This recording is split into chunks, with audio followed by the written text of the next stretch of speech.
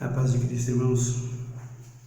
Vamos dar início a mais um vídeo sobre o nosso assunto, que é um pouco extenso,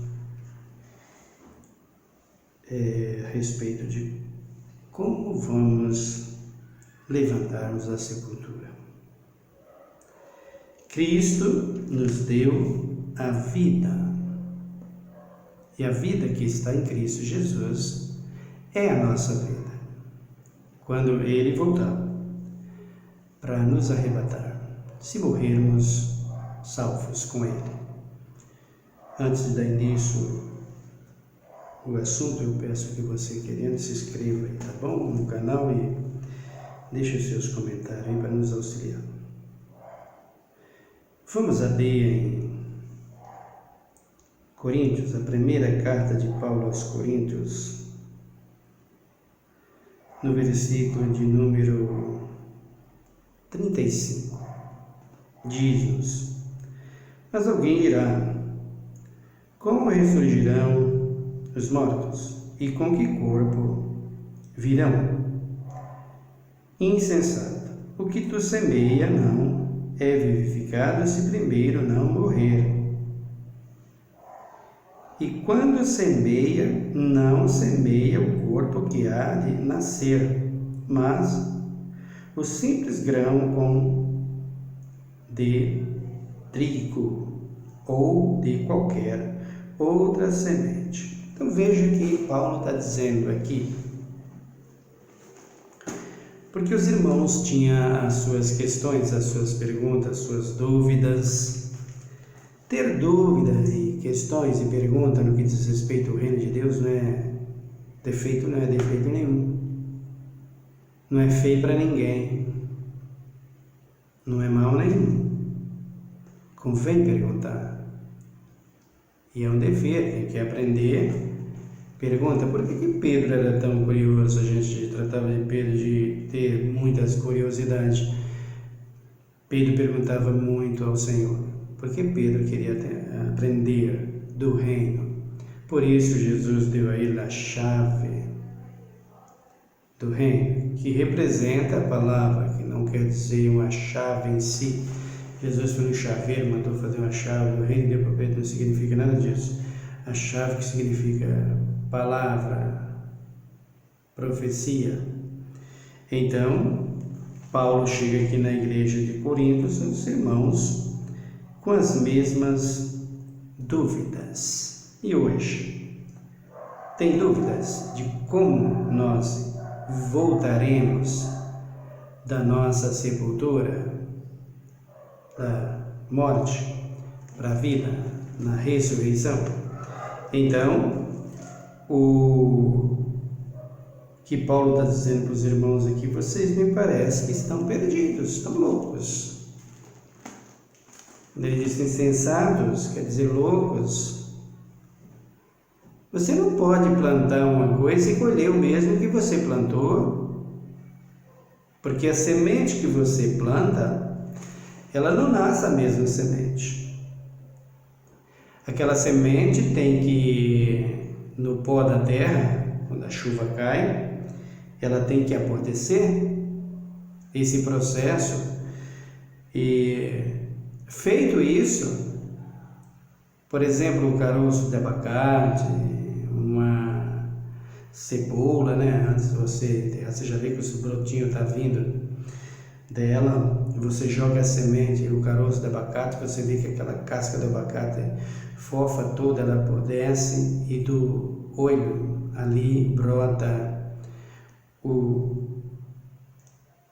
ali o pé daquela semente, como por exemplo o milho, solta aquela casca, aquele olho, aquele miolinho que está no meio, que eu não sei entender isso, quem entende isso melhor é as pessoas que estudam sobre isso, a ciência que estuda sobre isso. Eu não estudei nada para isso, mas quando você joga a semente na terra, a tendência é essa. É morrer aquela semente que você enterrou. E ali vem não a semente, não um grão, mas o pé.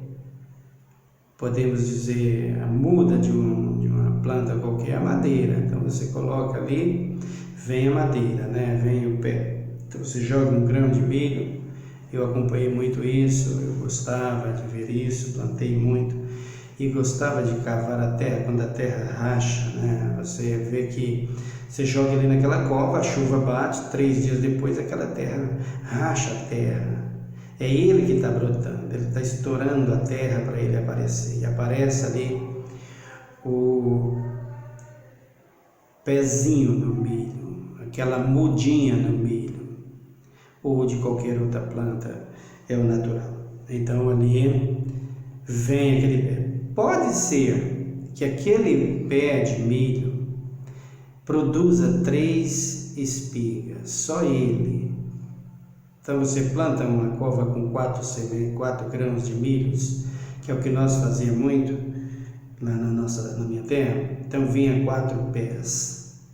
Às vezes a gente colocava um a mais, porque de repente o bicho come um inseto, né? Ou morre e ficava 2, 3 pés. O normal ficaria 3 pés. E ali brotava 3 espigas em cada pé. E aí vai depender da espiga. Quantos grãos ela vai ter em cada espiga.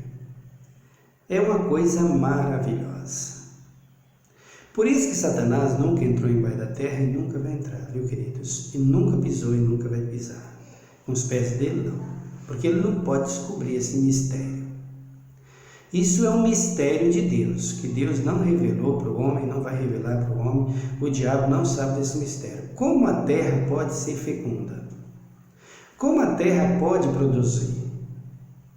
Qual é a forma? A ciência arruma meios, explicações, estuda muito, mas o mistério de Deus não vai entender. Assim como o homem é um mistério para a ciência, e a ciência, a medicina vai morrer estudando sobre o homem e nunca vai chegar à conclusão do que é verdadeiramente o homem. Porque se ela chegar à conclusão, o homem vai se tornar imortal, ela vai ter tudo isso e nunca vai entender por completo, nunca vai entender por completo. Então, o que Paulo está dizendo aqui, vocês precisam ter mais entendimento sobre esta vida que nós estamos vivendo, esse corpo que nós estamos vivendo.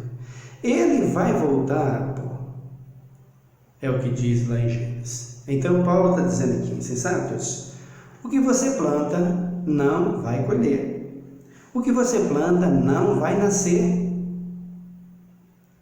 Então morreu aqui esse irmão Souza, que está aqui falando para vocês, a família jogou no pó da terra. Essa cara, do jeito que está aqui, vocês nunca mais verão, ninguém jamais verá. Por quê? Porque pertence ao pó, querido. Mas não pertence a Deus o Espírito, a alma.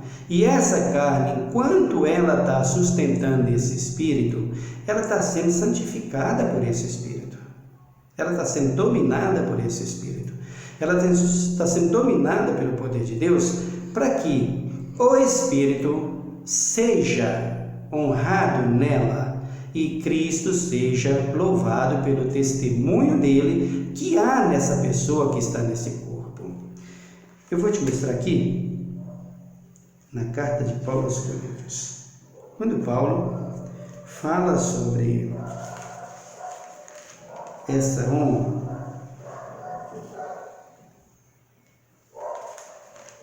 que nós temos que ter.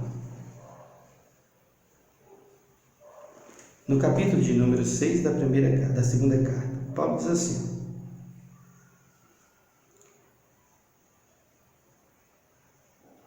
versículo 11: Ô Coríntios, a nossa boca está aberta para vós, o nosso coração está dilatado. Não estamos retinando o nosso afeto de vós, mas vós estáis retinando o vosso afeto de nós. Ora, em recompensa disso, falo como a filho. Abri também os vossos corações, não vos prendais a um jugo desigual com os infiéis, pois que consenso tenho a justiça com a injustiça, e que comunhão tem a luz com as trevas, e que concórdia há entre Cristo e Belial? Ou que parte tem o fiel com o infiel? E que consenso tem o templo de Deus com os ídolos? Pois vós sois santuário do Deus vivente, como Deus disse, nele habitarei, entre ele andarei, e eu serei o seu Deus, e ele será o meu povo, pelo que sai do meio deles. Apartai-vos, diz o Senhor, não toqueis nada imundo, e eu vos recebereis. Eu serei para vós pai, vós sereis para mim filhos e filhas, diz o Senhor Todo-Poderoso. Então vejam aqui, quem é o nosso templo? Do Espírito Santo de Deus. Mas é bom você saber, e nós sabermos, que o Espírito não está nessa carne. O Espírito Santo não está nessa carne, queridos. O Espírito Santo está no nosso espírito. No Espírito de Deus, ou melhor, no Espírito que Deus colocou em nossas vidas, esse Espírito que vai permanecer por toda a eternidade, se nós nos arrependermos da nossa primeira morte, que foi aquela que Adão trouxe lá no Éden. Então, aquela morte no Espírito, a morte espiritual, o nosso Espírito morreu para as coisas divinas, para Deus. Adquirimos ali uma separação entre Deus e nós por causa desse pecado.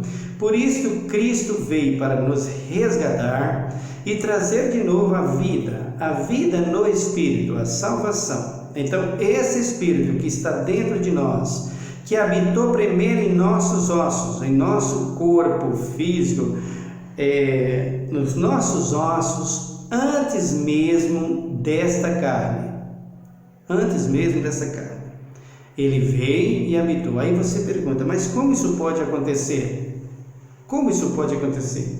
Paulo diz que quem destrói o templo de Deus, Deus destruirá, que é o nosso Espírito. Como é que isso pode acontecer? Vejam comigo, em Ezequiel 37, você vai saber. Capítulo de número 37, versículo 1, livro do profeta Ezequiel. Veio sobre mim a mão do Senhor, e ele me levou no Espírito do Senhor, e me pôs no meio de um vale que estava cheio de ossos. Ele me fez andar ao redor deles, e eu vi que era muito numeroso sobre a face do vale, e estava sequíssimo. Ele me perguntou, filho do homem, poderão viver esses ossos? Eu disse, Senhor Deus, tu sabes. Então ele me disse, profetiza sobre estes ossos e diz-lhes, ossos secos, ouvi a palavra do Senhor. Assim diz o Senhor Deus a estes ossos, farei entrar em vós o Espírito, e vivereis. Porei nervos sobre vós, e farei crescer carne sobre vós, e sobre vós estendereis pele. Porei em vós o Espírito, e vivereis. Então sabereis que eu sou o Senhor. Portanto, profetizei como se me deu ordem. Enquanto eu profetizava, houve um ruído, um barulho, e os ossos se ajuntaram, cada osso a seu osso. Olhei, e vieram nervos sobre eles, e cresceu a carne, e estendeu a pele sobre eles, mas não havia nele espírito. Então ele me disse, profetiza o Espírito, profetiza o Filho do Homem, e diz ao Espírito, assim diz o Senhor Deus, vem dos quatro ventos o Espírito, e assopra sobre estes mortos para que vivam. Profetizei como ele me ordenara. Então o Espírito entrou neles e viveram, e se puseram em pé um exército grande e extremo. Então ele me diz: Filho do homem, estes ossos são toda a casa de Israel? Eles dizem: os nossos ossos se secaram, e pereceu a nossa esperança, nós estamos cortados. Portanto, profetiza e diz-lhes: assim diz o Senhor Deus: eu abrirei as vossas sepulturas e vos farei sair delas o povo meu, e vos trarei a terra de Israel. Então sabereis que eu sou o Senhor, quando eu abrir as vossas sepulturas e vos fazer sair delas o povo meu. Porei em vós o meu espírito, e vivereis, e vos porei na vossa terra. Então sabereis que eu sou o Senhor, diz isto e o fiz, diz o Senhor. Olha aqui, irmãos, que toda a explicação para aquilo que Paulo está falando lá, insensato, que você semeia, você não colhe. Como chama atenção para a nossa ressurreição esses ossos secos aqui? Como foi criado o homem? Como Deus criou o homem? Como Deus formou o homem? Vai para Gênesis. Gênesis, de número 2. Diz aqui a palavra de Deus. Gênesis, capítulo de número 2. Eu tenho umas anotações aqui. Eu vou pegar aqui para a gente acompanhar melhor. Dá uma olhada. Gênesis, capítulo 2. No versículo 7 ele diz assim: estas são as origens dos céus e da terra, quando foram criados, no dia em que o Senhor Deus fez a terra e os céus. Observe que no dia que o Senhor Deus fez os céus e a terra, observe o que é isso, que representa isso. Isso aqui é uma porção seca que é esse planeta Terra, não é a superfície. Quando Deus chama essa terra de pó, diz para o homem: tu és pó e ao pó tornará, e nós temos o pó dessa terra, a poeira dela, o lodo, que é a argila, tudo isso que está sobre esse planeta, está se referindo ao que ele tirou da terra, da superfície da terra. Então, nós temos aí um grupo de pessoas que diz que a terra não vai terminar, não vai acabar, e nós temos os crentes que dizem que a terra será destruída. Erram e acertam. Tanto as pessoas que dizem que não vai ser destruída, erram porque diz que não vai ser destruída, e os outros erram porque diz que vai ser destruída.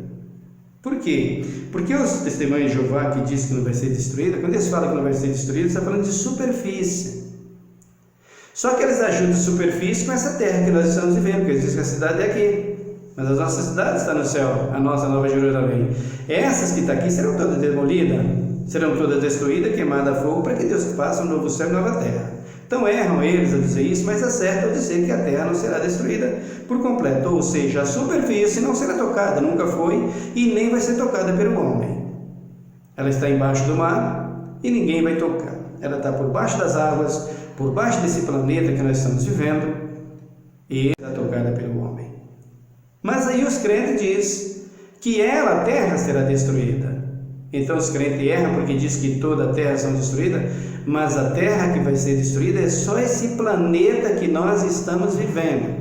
Esse planeta inanimado, esse planeta que é fecundo, que produz, que germina, que dá frutos, que nasce a árvore, que faz de tudo para a natureza, ou melhor, para a vida humana, para a vida animal. Natureza, essa palavra é a natureza, eu não tenho isso no meu adjetivo nem na Bíblia. Eu tenho isso como sendo a natureza divina, o poder divino que fez tudo isso. não existe mãe natureza, existe um Cristo Criador que criou essa terra, como ele está dizendo aqui. Então, quando ele fez aqui, ele estendeu o planeta, levantou o planeta Terra da superfície, era sem forma e vazia a terra antes, o Espírito de Deus pairava sobre a face das águas, então ele deu sentido levantando um planeta, essa porção seca. E essa porção seca, ele faz ela produzir. Então, quem era sem forma e vazia, estava sem forma e vazia, era a superfície, era a terra original, terra, superfície, com todas as águas que está por cima dela, chamado mar hoje. Então, ele tira ali daquela porção seca, daquela terra, da superfície, esse pó, essa terra, esse planeta. E aí ele diz aqui, no versículo de número 5, não havia ainda nenhuma planta do campo na terra, nem erva do campo tinha brotado, pois o Senhor Deus ainda não tinha feito chover sobre a terra, e também não havia homem para lavrar o sol. Então vejam aqui, que quando ele suspende o planeta Terra, que ele coloca esse céu como eixo para segurar tudo, porque quem sustenta a Terra, se existe uma coluna, um sustentar, um firmamento, esse firmamento é esse céu que você vê, que nós vemos. Ele se estende e a Terra vem acima, por cima dele, esse planeta Terra, e ele ali está firme, não sai, não se mexe, não para, ou melhor, não sai, não se mexe para coisa alguma, está parado em cima da superfície da Terra. Esse sustentáculo, esse firmamento que é o céu. E a porção seca que a terra está em cima dele, e está mexendo, ela gira. Lembra de Galileu Galilei? A terra gira ou não, Galileu Galilei? Então você conhece bem a história sobre esse rapaz. Então, a terra fica girando em cima desse firmamento que é o céu. Para que ela fica mexendo? Justamente para isso, para que o sol e a lua façam o seu processo sobre ela, e os astros façam o seu processo sobre ela, e ela mexendo faz esse procedimento de fecundação, de produzir, de germinar. Por isso é que ela, quando Deus criou tudo isso, Ele já criou com essa infinita sabedoria. Infinita sabedoria. Você percebe que os agricultores fazem isso, tem que mexer muito com a terra, né? Tem que adubar, tem que passar o trator, o rodo nela, né? Para que ela possa produzir. Então aqui ele diz que não havia ainda, quando ele cria o planeta, quando ele faz tudo isso, ele está com um projeto, ele está com tudo projetado, tudo preparado, mas ainda não tinha o ponto principal para ele fazer brotar, para ele dar sentido todo esse projeto. Qual foi o principal? O homem. Então, quando ele cria o homem, e veja o versículo de número 6, um vapor, porém, subia da terra e regrava toda a superfície do sol. Formou o Senhor Deus o homem do pó da terra e soprou-lhes nas suas narinas o fôlego da vida, e o homem tornou-se alma vivente. Então vejam aqui, queridos, o mistério está aqui, o segredo está aqui. Deus faz com que do pó da terra o homem apareça. E o que ele criou em primeiro lugar? Você viu aqui em Ezequiel, capítulo de número 37. Ezequiel, capítulo de número 37, você viu aqui o profeta da parte de Deus falando aos filhos de Israel. Vale o que representa uma multidão de gentes, só ossos. Foi o que primeiro Deus criou no homem, os ossos. E quando Deus forma o homem, faz os ossos ali, Ele pega o Espírito, que é esse Espírito que está em nós, coloca sobre os ossos. Mas, para que o homem levantasse, para que o homem andasse, para que o homem tivesse vida, faltava para essa vida, corpo. O que ele faz aqui? Ele cria nervos, que é sustentado nos ossos, que é afirmado nos ossos. E esses nervos recebem a carne, que é essa carne que nós temos, como de todos os animais, pela mesma forma. E essa carne recebe também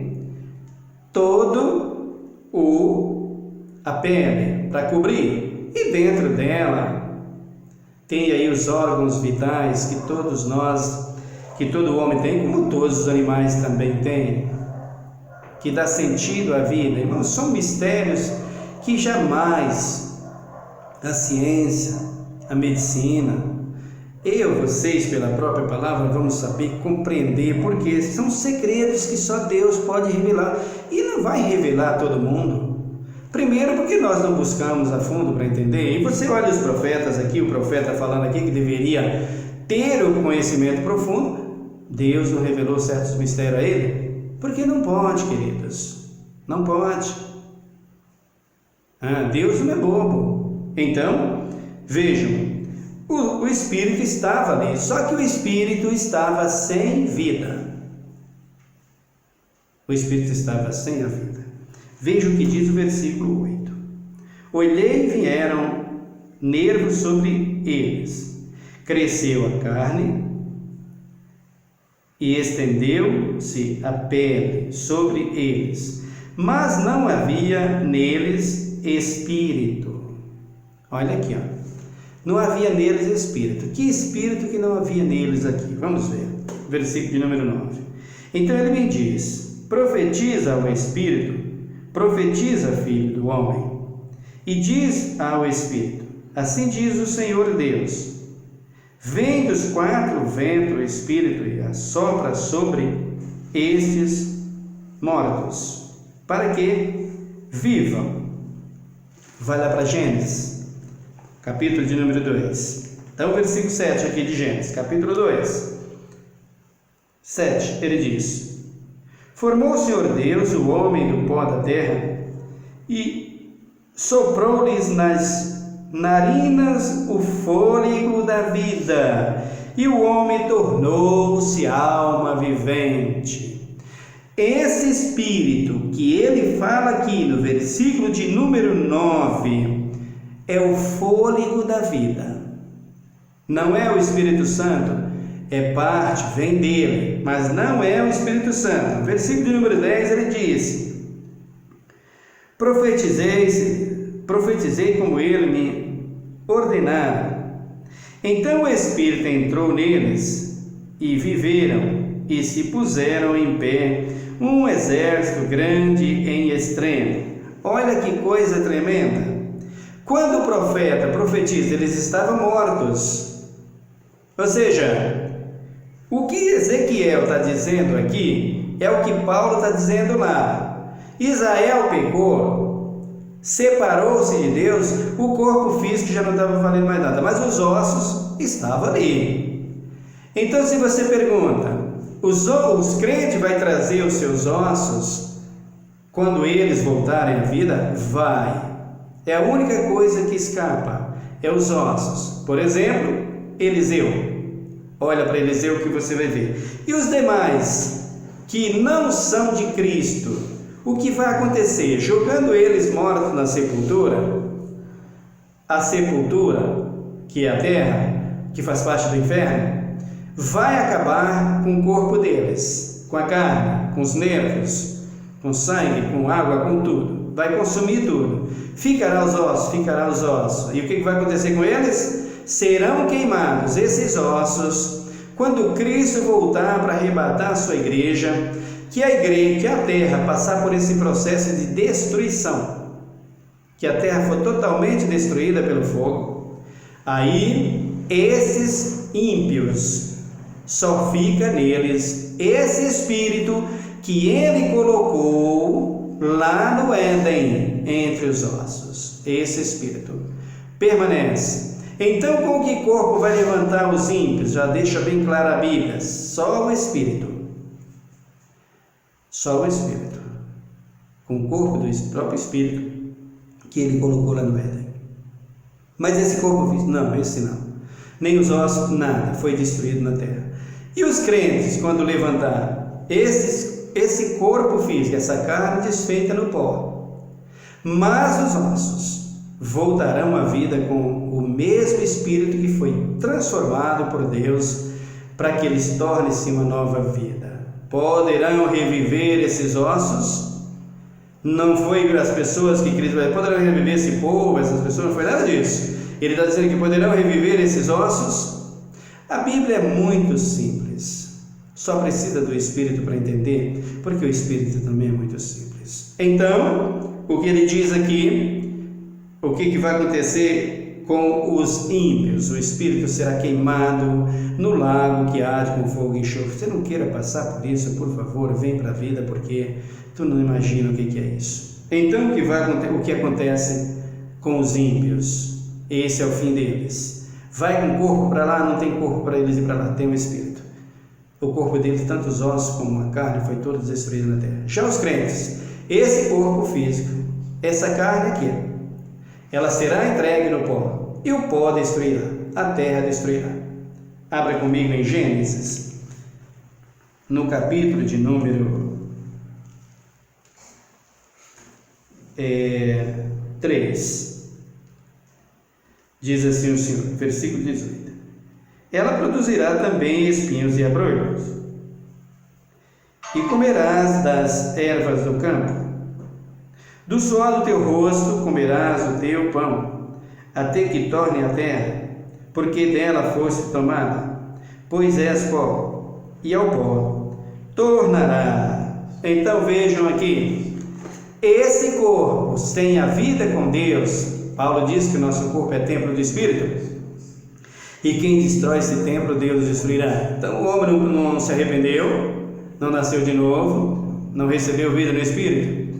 Esse corpo não recebeu vida no Espírito, então os ossos vai perecer tanto quanto o corpo. Mas o crente recebeu vida no Espírito. Enquanto você está vivendo aqui, esse corpo tem que manter santidade, tem que manter justiça, tem que manter o amor, tem que manter a verdade, para que o Espírito de Deus reine sobre ele, nele e através dele, e Cristo é glorificado.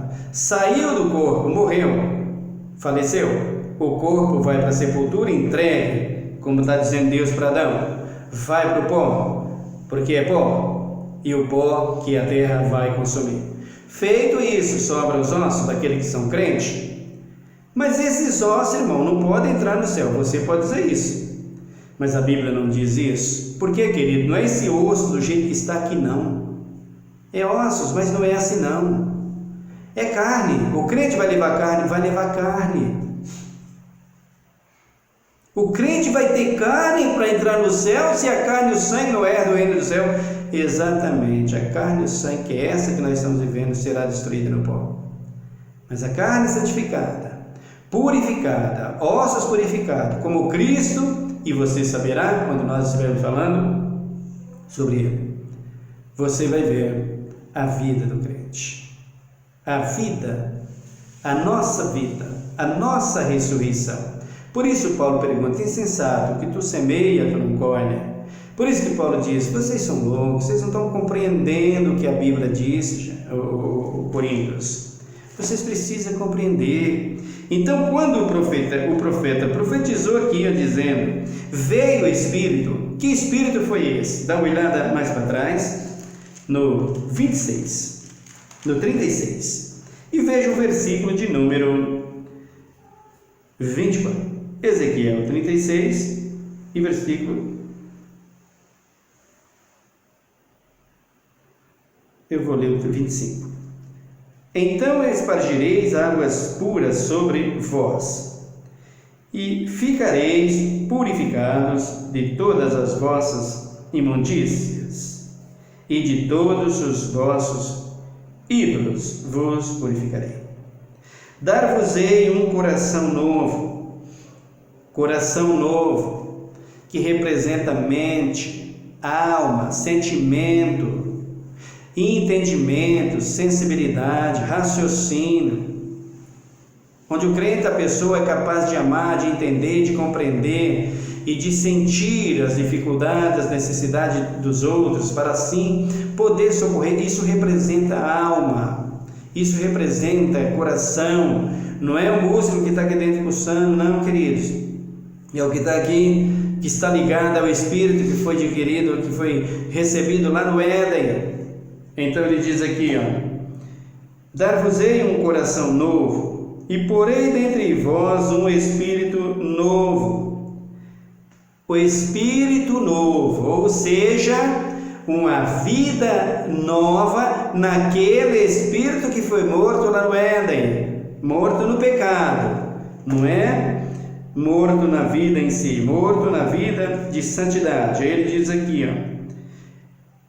porém, dar-vos-ei um coração novo, porém dentre vós um espírito novo, tirarei de vós o coração de pedra, e vos darei um coração de carne. Aí vem o Espírito Santo, porei dentre vós o meu Espírito, e farei que andeis nos meus estatutos, guardareis os meus juízos e os observeis. Observe, queridos, como é a vida do crente, como o crente tem que viver nessa vida, para que esse Espírito de Deus venha sobre nós. Então ele profetiza aqui, dizendo: porei dentro de vocês o Espírito de vida, o Espírito de vida. E o que é o Espírito de vida? Dá uma olhada comigo em Lucas, capítulo de número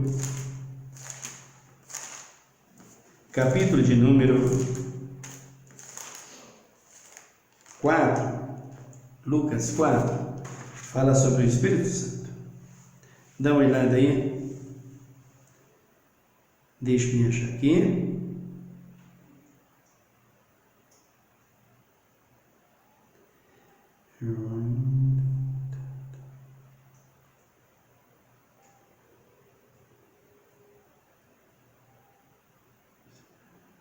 Desculpe-me, queridos. Não é Lucas 4. Eu fiz a anotação, mas a correta é aqui, Apocalipse. O versículo que eu quero ler com vocês é Apocalipse. Dá uma olhada, Apocalipse capítulo de número 11. E o versículo de número 11, ele diz: depois daqueles 3 dias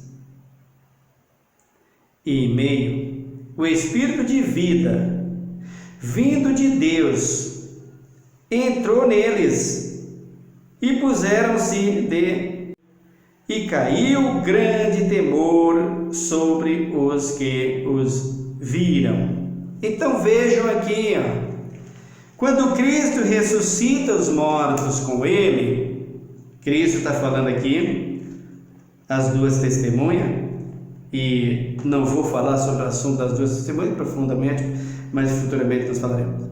Então, quando o Espírito profetizar e que o Espírito vem sobre nós, esse Espírito que vem sobre nós, que é o fôlego da vida, como você viu em Gênesis 2, soprou Deus sobre ele as suas narinas, e o homem se tornou alma vivente.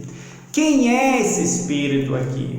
Quem é esse Espírito de vida? Esse é o fôlego da vida, o hálito da vida, que vem do Pai, do Filho e do Espírito Santo. Você precisa entender que o Espírito Santo é uma pessoa, e o fôlego da vida está nele.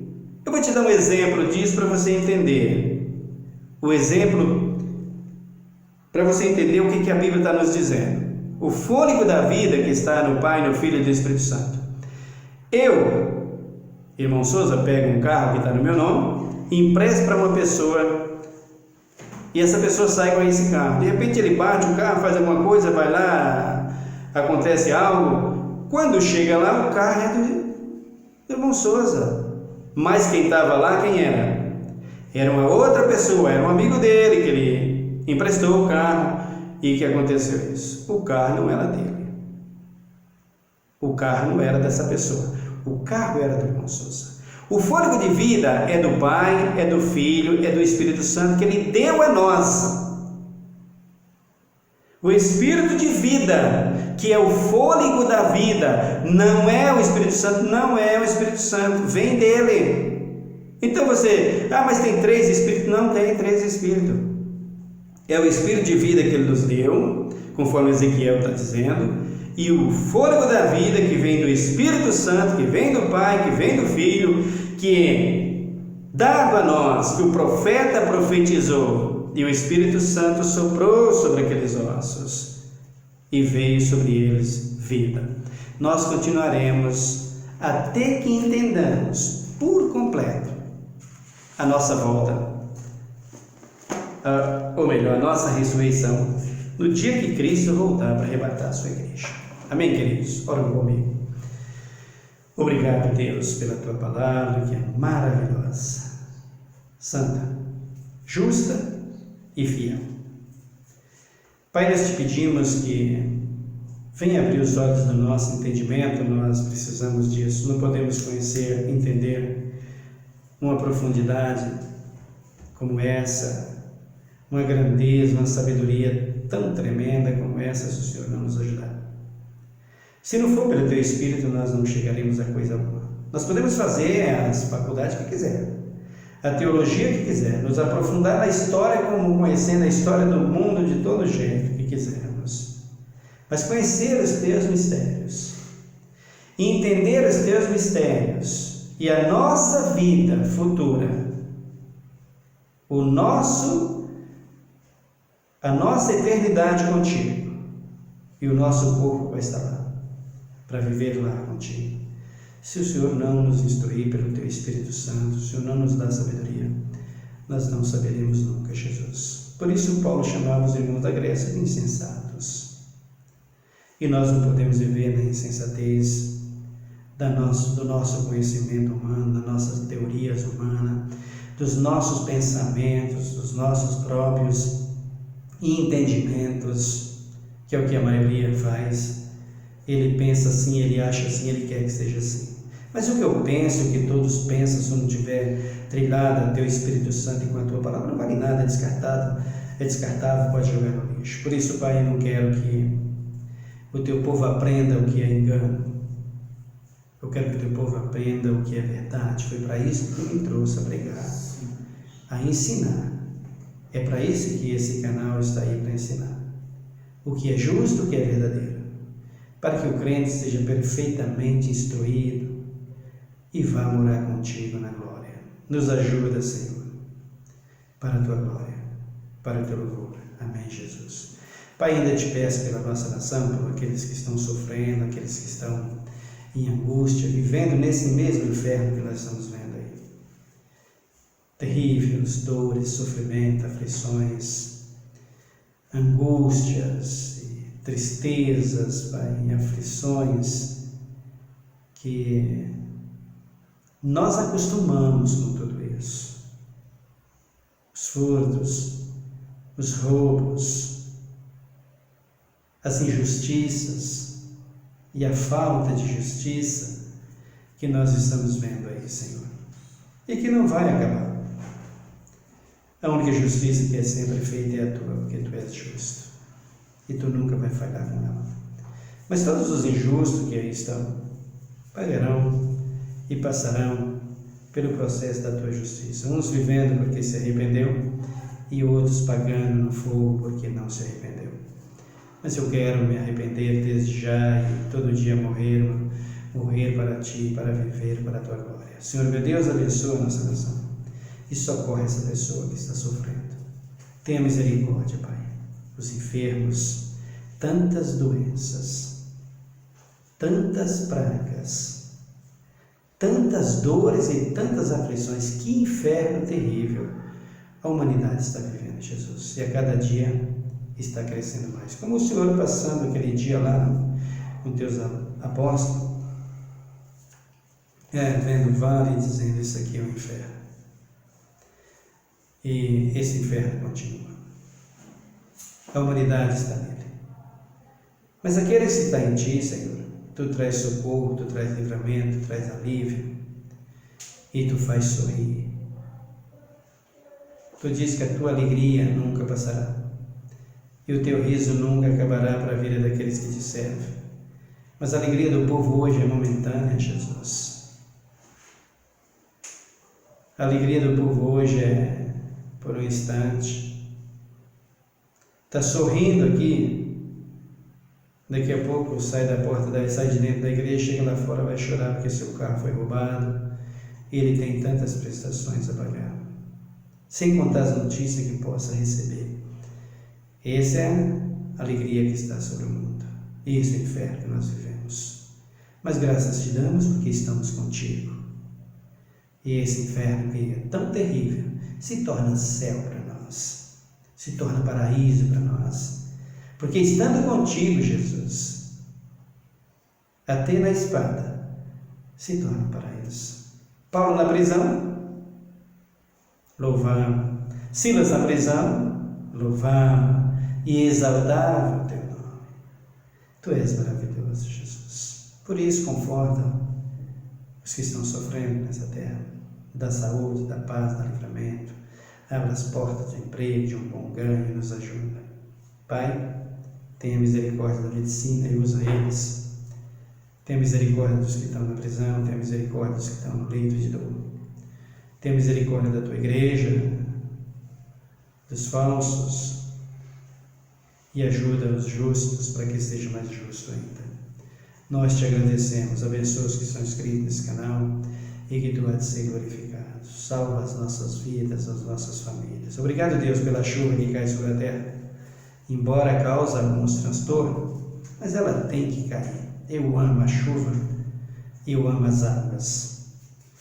Nós lamentamos, Pai, e até choramos por aqueles que perdem a sua vida pelas águas. Mas tudo tem uma razão de ser. Tudo tem um motivo para ser. E tu disse que enquanto houvesse dia, sol, lua, não deixava de chover. Tu és fiel. Maravilhoso és tu, Senhor. Muito obrigado por tudo. As represas estão cheias. Tem água em abundância. Muito obrigado por tudo, Jesus. Tu seja exaltado hoje e para todo sempre. Em nome de Jesus Cristo, Redentor. Amém e amém, Senhor. Que Deus te abençoe, meu querido irmão. Até o nosso próximo vídeo.